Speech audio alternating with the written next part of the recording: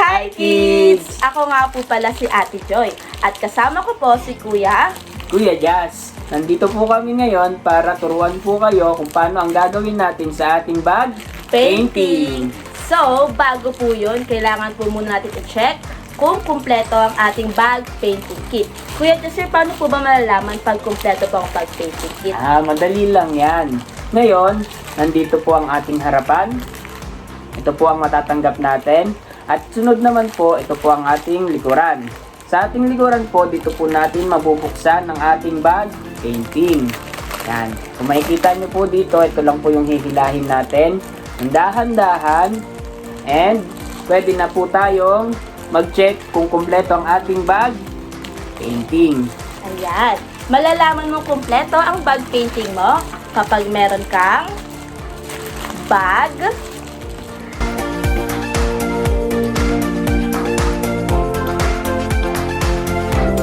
meron kang mga color paint,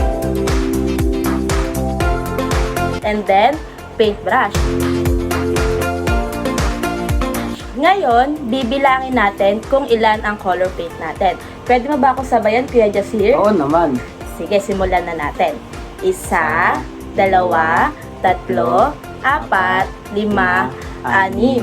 Magkaparehas tayong 6, pero bakit kaya magkakaiba tayo ng color? Meron akong green, pero wala ka namang green. Hala, oo nga no.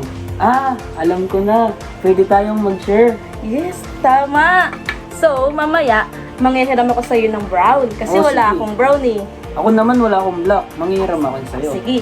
Kuya Jasir, tignan mo yung bag ko. Ang ganda. Meron nandito si mama at nandito si papa. Nandito rin si brother at saka si sister. Tapos, ang ganda niya. Saktong-sakto siya pag meron tayong periodical test. Pwede kasi sa test, gagamit tayo ng small bag. Kaya, pwede siya. Patingin nga po ng design mo, Kuya Jasir. Ang ganda nga rin lang sa'yo. Pero, maganda rin yung akin. Hindi, mas maganda kaya yung akin. Tignan niyo. Tingnan nyo na lang. Tandaan na may iba't ibang design ang nakalaan sa bawat school. Kaya ang matatanggap ninyong design ang siyang nakalaan sa inyo. Tama. Ang importante ay makapag-paint tayo ng maayos at maganda dahil ang pinakamaganda at pinakamaayos na gawa ay may medal! Kaya, Kuya Jasir, kanina ko pa gusto mag-paint. Kailan ba tayo mag-i-start? Ako nga rin, excited na nga rin ako mag-paint eh. Basta, hati tayo dito sa Sige dalawang ba? paint ha. Kids, ayan, kung nakikita nyo tong color paint natin, i-design to na hindi na po natin kailangan gumamit ng tubig. Kasi di ba kapag nagpipaint tayo, gumagamit tayo ng tubig? Tama. Pero dito sa ating bag painting kit, hindi na po natin kailangan ng tubig. Bakit? Kasi ang loob ng bag po natin ay merong papel. Kuya Jasir, ano po bang gagawin sa papel na to? Itong papel na to, ito ang magsisilbing punasan natin ng ating paintbrush. Yan, sa ating paintbrush, halimbawa gumamit ako ng color brown. And then, tapos na akong gumamit ng color brown. Gusto ko naman lumipat ng ibang color. Siyempre may color pa dito na natira na color brown. Ang gamit ng papel natin, dito po natin ipupunas ang ating paintbrush. Naiintindihan ko na, Kuya Jasir. Yan. Pag gusto ko nang magpalit ng color, ipupunas ko lang yung paintbrush dito para hindi humalo sa ibang color paint. Tama po ba? Tama po. And then, kapag wala na pong ibang color dito na natira, pwede na po tayong lumipat ng ibang color. Naintindihan po ba? Tandaan na palaging mag-ingat kapag gagamit na tayo ng color paint. Bakit nga ba natin kailangan mag-ingat kapag gagamit tayo ng color paint, Ate Joy? Dahil pwede po nating aksidenteng malagyan yung uniform natin at pwedeng magalit si mama kapag nalagyan ng ating uniform. Tama. At pwede ko rin nalagyan yung classmate ko. Kaya dapat mag-ingat ka, Kuya Jasir. Dapat ang mata nyo po ay nasa bag nyo lang. Hindi po kayo maglalaro ni classmate. Kuya Jasir, excited na ako mag-paint. Mag-paint na tayo. Ako nga rin eh. Pero sandali lang. Bakit? Baka tumagos yung color paint natin sa likod ng bag. Anong Ito. gagawin natin para hindi tumagos? Kaya pala may plastic tayo. Ah, Itong plastic na to, ang ilalagay natin sa loob ng bag para hindi tumagos. sa may likod. Ayan. Dapat maayos ang paglagay ng plastic kagaya nito. Ayan. Pero bago yun, buksan muna natin ang ating color paint. Tara, subukan nga natin, Kuya Jocelyn. Kuya Jocelyn, parang ang hirap pong i-open. Ay, nahihirapan ka? Tandaan na pwede po tayong humingi ng tulong sa ating mga teacher at sa ating kuya at ate na nasa loob po ng classroom. Paano po, Kuya Jocelyn, pag sa bahay po pinagawa ni teacher? Ay kapag sa bahay naman po pinagawa, pwede po tayong humingi ng tulong sa ating mga nakakatanda. Okay po? Okay, Kuya Jocelyn, salamat!